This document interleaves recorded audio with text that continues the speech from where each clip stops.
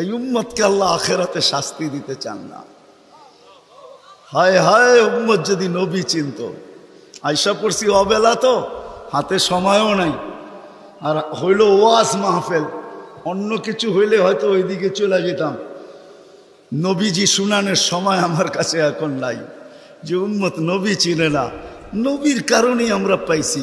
এই উম্মতকে শাস্তি আল্লাহ আখেরাতে ইনশাআল্লাহ দিবে না।